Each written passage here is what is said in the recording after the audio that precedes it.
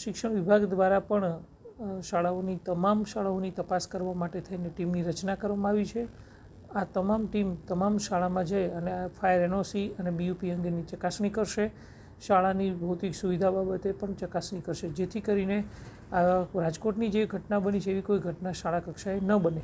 એની તકેદારીના ભાગરૂપે તમામ પ્રકારની ચકાસણી કરવામાં આવશે. શાળાઓમાં જે ફાયર સેફટી અને એનઓસી બાબતે કઈ રીતે માહિતી મેળવવામાં આવશે? ફાયર સેફટી અને એનઓસી બાબતે સરકારશ્રીની જે ગાઈડલાઇન છે એ મુજબની ચકાસણી કરવામાં આવશે. 9 મીટર કરતાં વધુ ઊંચાઈ ધરાવતી શાળાઓની અંદર ફાયર એનઓસીની જરૂરિયાત હોય છે અને નિયમો હોય છે. નિયમોને ધ્યાનમાં રાખી તમામ સ્ટાફને એ અંગે અવેર કરવામાં આવ્યા છે.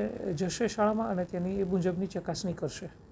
કોઈ ઘટના બને અને કઈ રીતે પોતાનો બચાવ કરવા માટે કોઈ કેમ્પો કે એવું કંઈ? શાળા શરૂ થયા બાદ તમામ સ્ટાફને, તમામ આચાર્યોને તાલીમ આપવામાં આવશે અને તાલીમના આધારે તમામ વિદ્યાર્થીઓને પણ તાલીમ આપવામાં આવશે કે કોઈ ઘટના બને તો ડિઝાસ્ટર પ્લાન અંતર્ગત શાળામાંથી મોક ડ્રીલ કરવી અને બાળકોએ કેવી રીતે સેફ રીતે બહાર નીકળવું જોઈએ એ અંગેની તાલીમ આપવામાં આવશે. હાલ જે એસએમસી દ્વારા કેટલીક શાળાઓને સીલ કરાય છે ગેરકાયદેસર બાંધકામ અથવા તો ફાયર એનઓસી બાબતે, આવી શાળાઓ પર કોઈ કાર્યવાહી?